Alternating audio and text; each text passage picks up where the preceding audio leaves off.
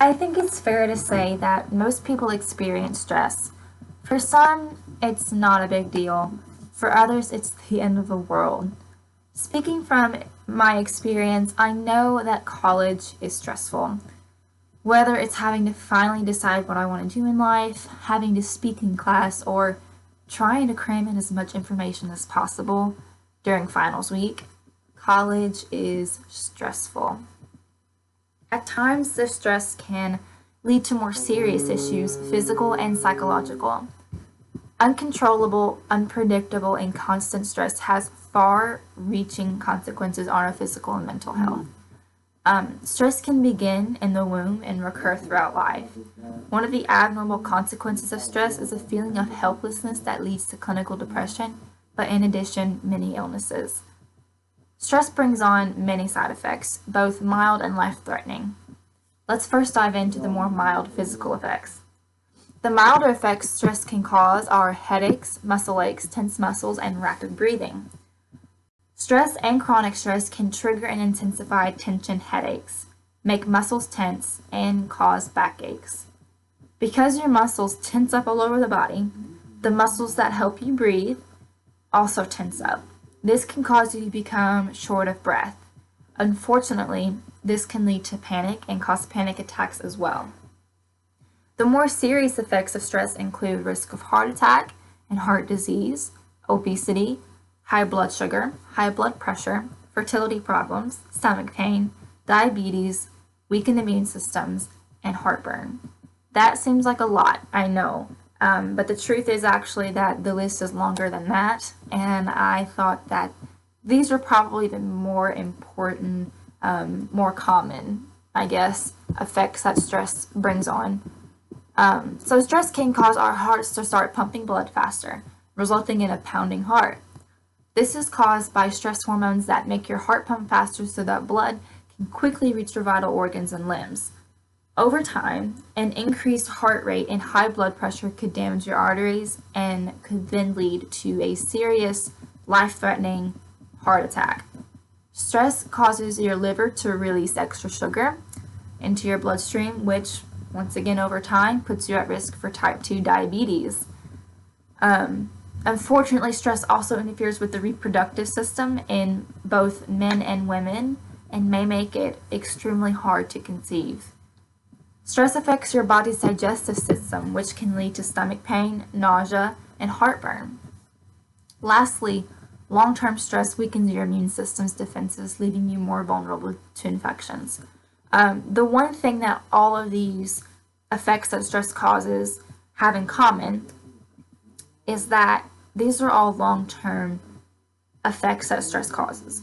So this isn't going to happen, if you are stressing out over a test, you're not going to have a heart attack. I'm not going to say that's not going to happen for sure, but you get where I'm going with that. This is stuff that if stress is really taking over your life and you don't grab a hold of it and it starts controlling, what's happening in your life, it's really dictating things in your life, that means it's gotten out of control and that you probably are at risk for any of these things happening. So the good thing is that if you catch stress at the beginning and you manage it properly, none of those things will happen. So far we've established that stress, if not handled properly, can take a hold of your body and put your health at significant risk. But it's not just our physical health at risk. It's our psychological health as well. Stress can cause several mental health issues. These include depression, mood swings, anxiety, insomnia, panic attacks, memory loss, and the list really just goes on and on. It's amazing how deep the roots of stress can go if not handled properly.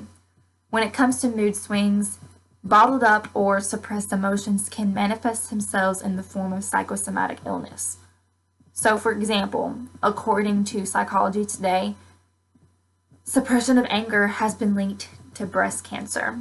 And that absolutely blew my mind that being angry and stressed out and suppressing that emotion can manifest itself into cancer in your body. The psychological effects of stress can also cause a major decrease in performance. This really makes sense if you break it down.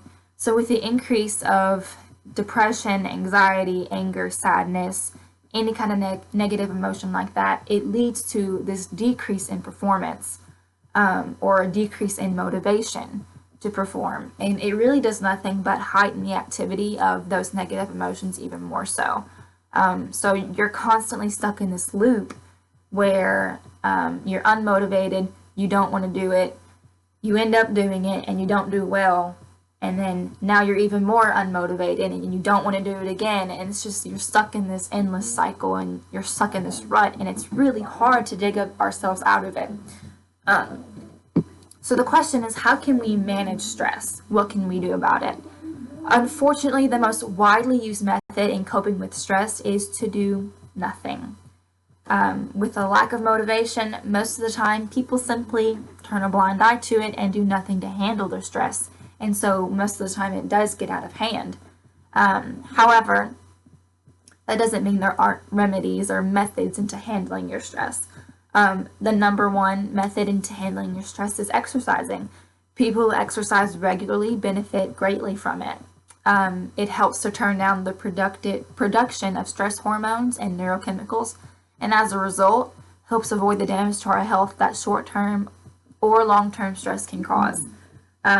Meditation and other relaxation techniques also have many benefits to those that suffer from stress.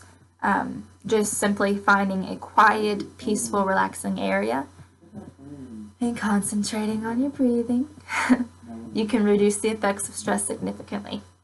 And lastly, eliminating drug and excessive alcohol use are really vital in successfully managing stress levels. Unfortunately, this is also another outlet that a lot of people take to deal with their stress.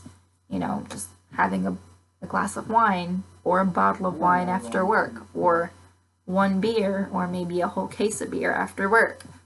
It can get out of hand really quickly if you're not careful. So the list of side effects caused by stress goes beyond what we've discussed here. But one thing to take away is that it's important to take breaks and decompress. So now, how can we achieve that? Well, take a break from work and don't talk about work. Leave work at the door. Don't bring it into the conversation. Take a walk instead of sitting on the couch and eating junk food. Use your free weekends to relax and try not to overschedule yourself in your free time. Most importantly, though, learn your stress signals. What have you learned is a natural reaction from your body due to stress, and what can help with relieving those reactions? Create predictability in your work and home life as much as possible. Structure and routine in your life can't prevent the unexpected from happening. It can, however, provide a comfortable framework from which to respond to the unexpected. So think ahead and try to anticipate the varieties of possibilities, good and bad, that may become realities at work or home. Do this, and you may find that the unexpected really doesn't come out of the blue. With this kind of preparation, you can turn stress into a positive force to work for your growth and change. Thank you.